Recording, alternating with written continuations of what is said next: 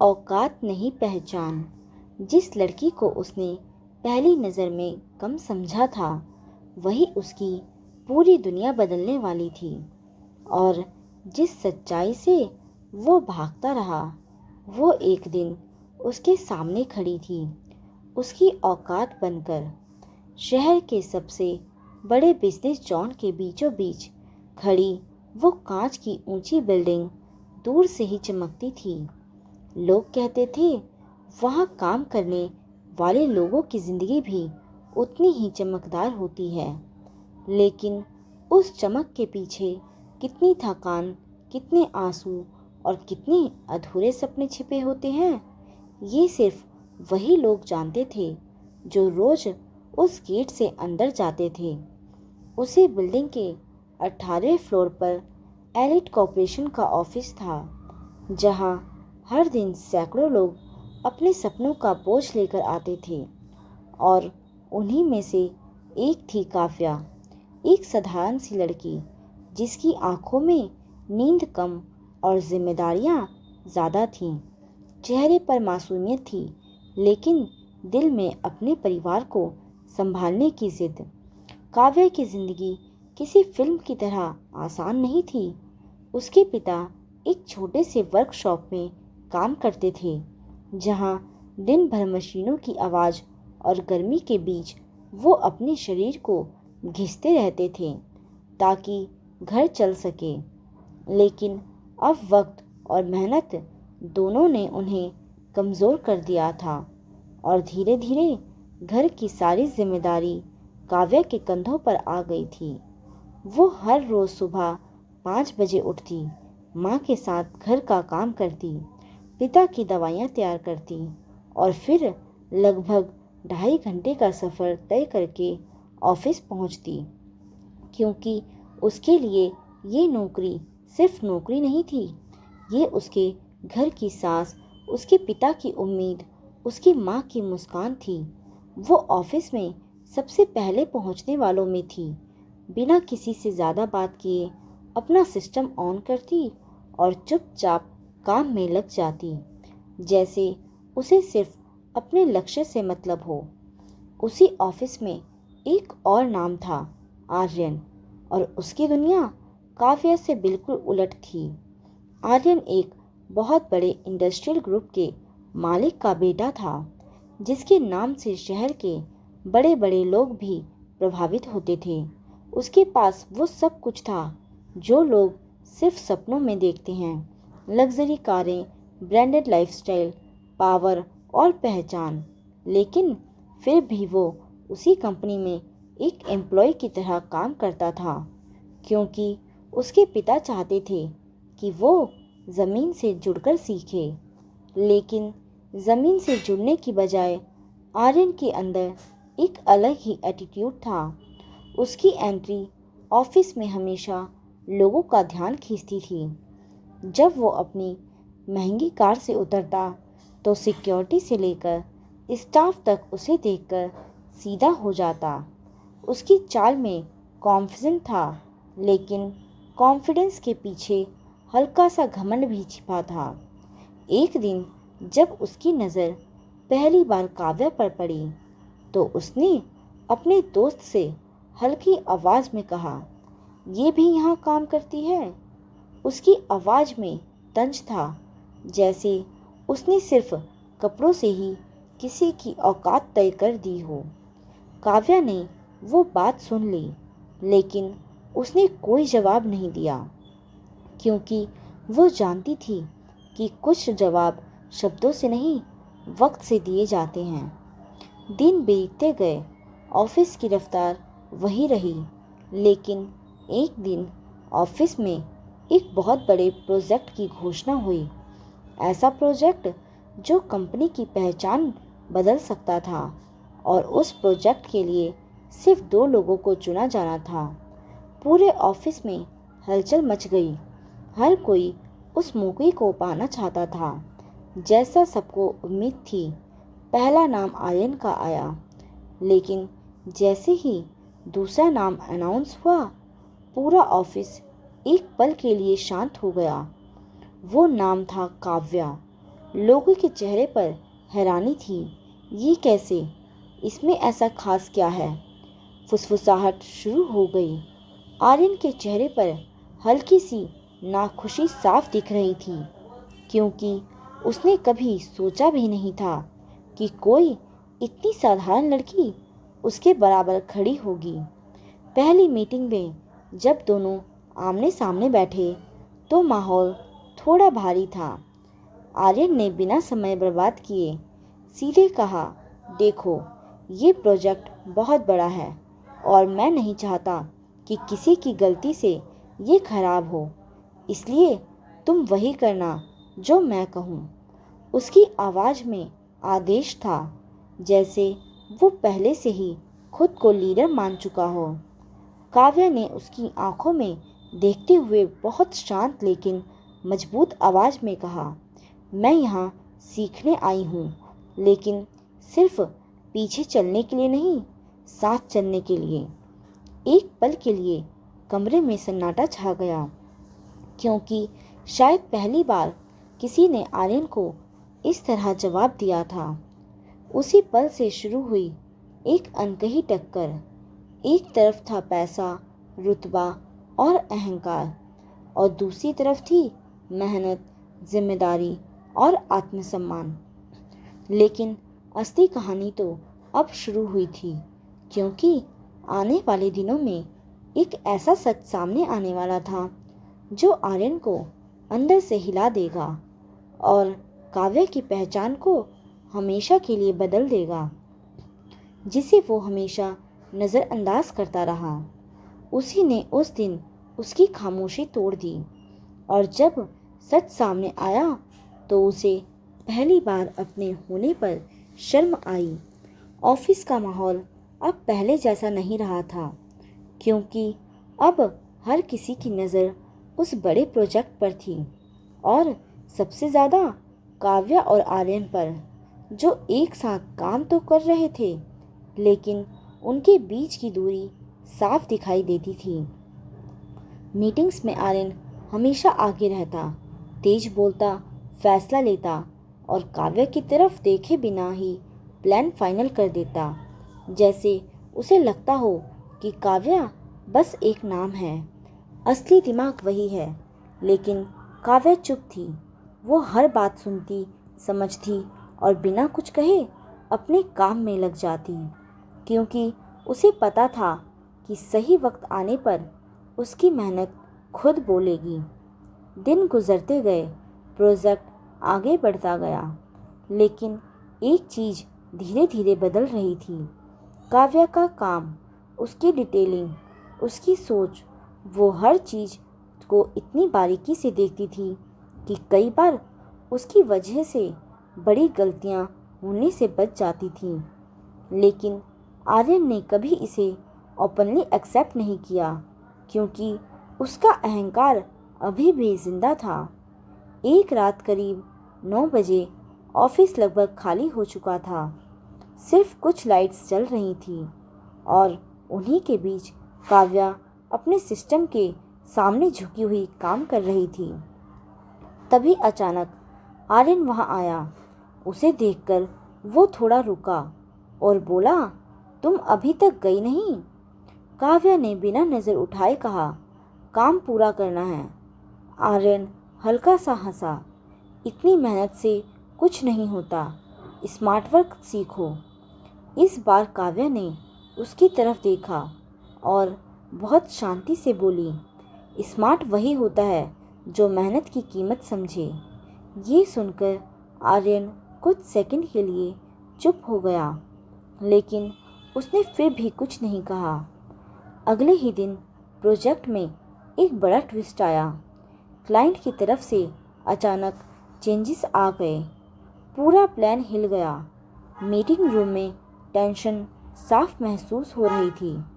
सबकी नज़र आर्यन पर थी, क्योंकि वो लीड कर रहा था, लेकिन इस बार उसके पास कोई क्लियर जवाब नहीं था। पहली बार उसके चेहरे पर कन्फ्यूज़न दिख रहा था। तभी काव्या ने धीरे से कहा, अगर हम सेक्शन सी का स्ट्रक्चर बदल दें और डाटा को इस तरह शिफ्ट करें तो हम टाइम भी बचा सकते हैं और क्वालिटी भी मेंटेन रहेगी। कमरे में सन्नाटा छा गया। सभी उसकी तरफ देखने लगे। उसने पूरी बात कॉन्फिडेंस के साथ समझाई और उसका प्लान इतना प्रैक्टिकल था कि मैनेजर ने तुरंत अप्रूव कर दिया। मीटिंग्स ख़त्म होने के बाद आर्यन उसके पास आया और पहली बार बिना एटीट्यूड के बोला, तुमने ये पहले क्यों नहीं बताया? काव्या ने सीधा जवाब दिया, क्योंकि आपने कभी सुनने की कोशिश ही नहीं की। इस बार आर्यन के पास कोई जवाब नहीं था, लेकिन असली ट्विस्ट अभी बाकी था। कुछ दिनों बाद कंपनी की तरफ से एक इंडस्ट्रियल विजिट रखी गई। सबको शहर के बाहर एक फैक्ट्री ले जाया गया। बस में सब लोग हंसते बोलते जा रहे थे, लेकिन काव्या खिड़की के पास चुपचाप बैठी थी, जैसे उसके मन में कुछ चल रहा हो।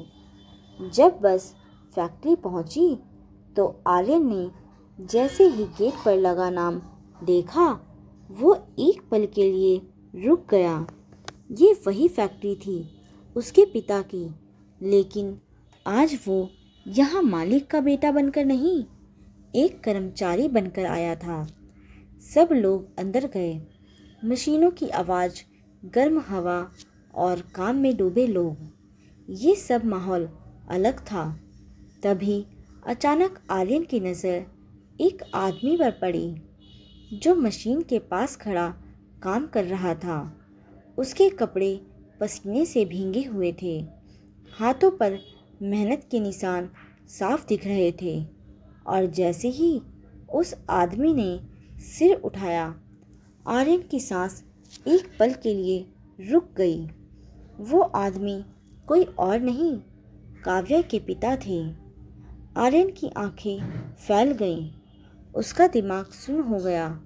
उसे यकीन नहीं हो रहा था, जिस लड़की को वो रोज़ ऑफिस में नज़रअंदाज करता था, जिसके साथ वो बराबरी करने से भी बचता था, उसके पिता उसकी ही फैक्ट्री में एक मजदूर की तरह काम कर रहे थे। उधर काव्या ने भी उसे देख लिया था, लेकिन उसने तुरंत नज़रें झुका ली, जैसे वो नहीं चाहती थी कि उसकी सच्चाई इस तरह सामने आए। आर्यन के अंदर जैसे कुछ टूट गया। उसे याद आने लगा पहला दिन, उसका मजाक, उसके ताने, उसकी सोच, और आज वही लड़की इतनी मजबूती से खड़ी है, बिना किसी सहारे के। फैक्ट्री का दौरा ख़त्म हुआ, लेकिन आर्यन वहीं खड़ा रह गया, जैसे उसके कदम आगे बढ़ ही नहीं रहे थे। तभी उसने देखा, काव्या अपने पिता के पास गई, बहुत सम्मान से, बहुत प्यार से। उसने धीरे से कहा, पापा, दवा टाइम से ले लिया करो। उसके पिता हल्का सा मुस्कुराए, तू अपनी चिंता कर, मैं ठीक हूँ।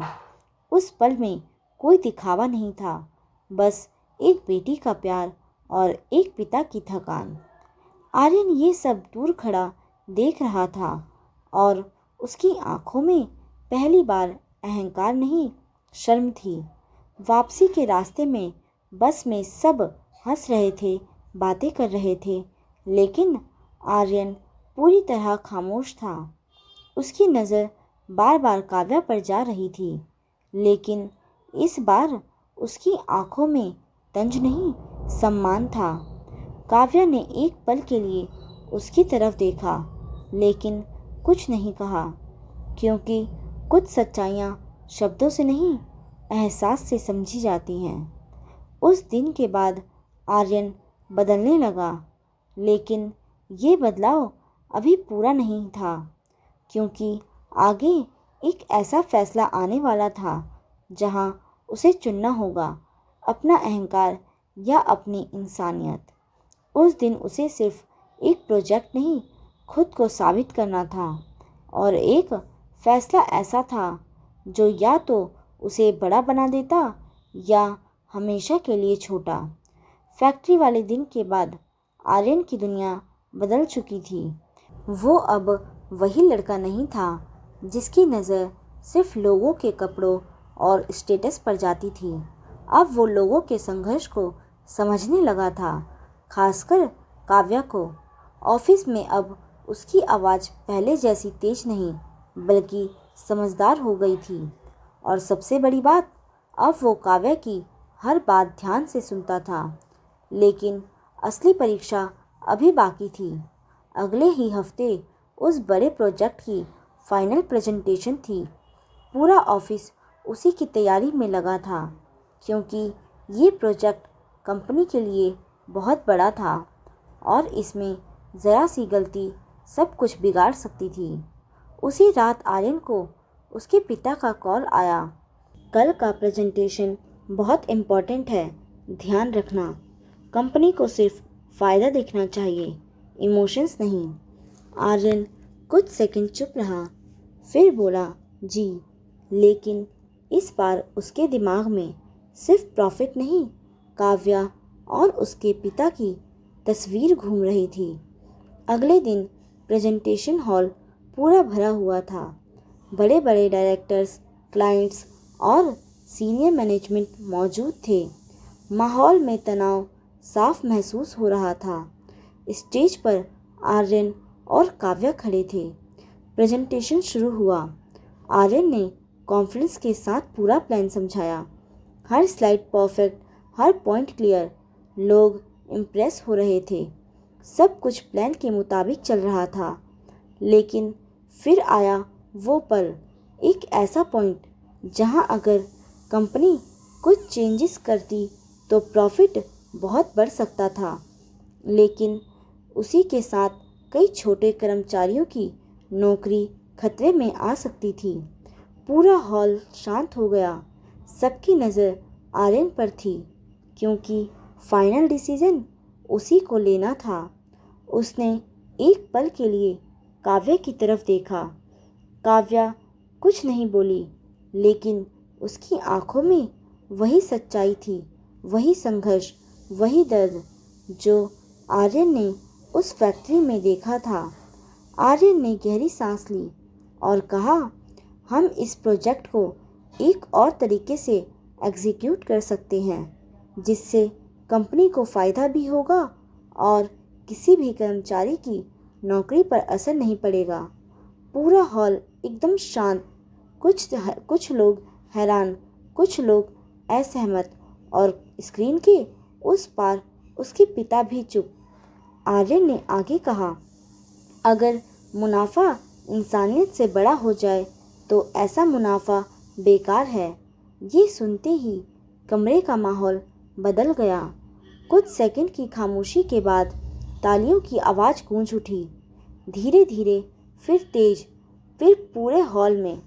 कंपनी के डायरेक्टर खड़े हो गए और बोले, आज पहली बार किसी ने सिर्फ कंपनी के लिए नहीं बल्कि लोगों के लिए सोचा है। प्रोजेक्ट पास हो गया, लेकिन उससे भी बड़ी बात ये थी, आर्यन खुद पास हो गया था अपनी नज़रों में। प्रेजेंटेशन ख़त्म होने के बाद वो सीधे काव्या के पास गया और धीरे से बोला, मैंने तुम्हें बहुत गलत समझा था। काव्या हल्का सा मुस्कुराई। समझने में देर हो जाए तो भी ठीक है, बस सही होना चाहिए। उस पल में कोई अहंकार नहीं था, बस सच्चाई थी। कुछ दिन बाद आर्यन ने अपने पिता से बात की। मैं कंपनी को सिर्फ प्रॉफिट के लिए नहीं चलाना चाहता। मैं चाहता हूँ कि यहाँ काम करने वाला हर इंसान सेफ और रिस्पेक्टेड फील करे। पहले तो उसके पिता नाराज़ हुए, लेकिन इस बार आर्यन नहीं झुका। उसने कहा, बिजनेस इंसानों से चलता है और अगर इंसान ही टूट जाए तो मुनाफा भी बेकार है। पहली बार उसके पिता चुप हो गए और शायद पहली बार उन्होंने अपने बेटे में एक सच्चा इंसान देखा। धीरे धीरे कंपनी में बदलाव आने लगे। काम का दबाव कम हुआ, कर्मचारियों की हालत बेहतर हुई, उधर काव्या की ज़िंदगी भी बदल रही थी। उसके पिता की तबीयत अब पहले से बेहतर थी। घर में सुकून आने लगा था। एक शाम ऑफिस की छत पर शहर की रोशनी के बीच आर्यन ने काव्या से कहा, मैंने ज़िंदगी में सब देखा है, पैसा, पावर, नाम, लेकिन जो मैंने तुमसे सीखा वो कहीं नहीं सीखा। कुछ पल रुककर वो बोला, मैं तुम्हारे साथ अपनी ज़िंदगी बिताना चाहता हूँ, बिना किसी फ़र्क के, बिना किसी शर्त के। काव्या की आंखें नम हो गई। उसे अपने संघर्ष याद आए, अपने पिता की मेहनत, अपनी माँ की चिंता। फिर उसने धीरे से कहा, रिश्ते बराबरी से बनते हैं। अगर तुम मुझे बराबरी दोगे तो मैं तुम्हारे साथ चलने के लिए तैयार हूँ।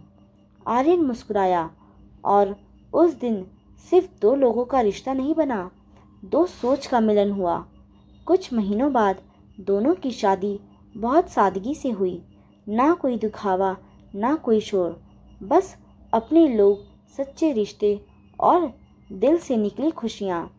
सबसे ज़्यादा खुश अगर कोई था तो वो थे काव्या के पिता, जिनकी आंखों में गर्व था, क्योंकि उनकी बेटी ने सिर्फ अपनी किस्मत नहीं बदली थी, बल्कि कई लोगों की सोच बदल दी थी। इंसान की पहचान उसके पैसों से नहीं, उसके विचारों और उसके सम्मान से होती है। दोस्तों, इस कहानी से हमें यह सीख मिलती है कि किसी इंसान की पहचान उसके कपड़ों, पैसों या स्टेटस से नहीं, बल्कि उसकी सोच, मेहनत और आत्मसम्मान से होती है। कभी भी किसी को छोटा समझकर जज नहीं करना चाहिए, क्योंकि असली काबिलियत वक्त आने पर खुद साबित होती है। दोस्तों, उम्मीद करती हूँ कि आपको ये कहानी पसंद आई होगी, और अगर आपको ये कहानी पसंद आई हो तो प्लीज़ इस वीडियो को लाइक और हाइप करना ना भूलें, और ऐसे ही नई कहानियाँ देखने के लिए हमारे चैनल को सब्सक्राइब करना ना भूलें। अब हम मिलते हैं एक नई वीडियो में एक नई कहानी के साथ। जब तक के लिए बाय।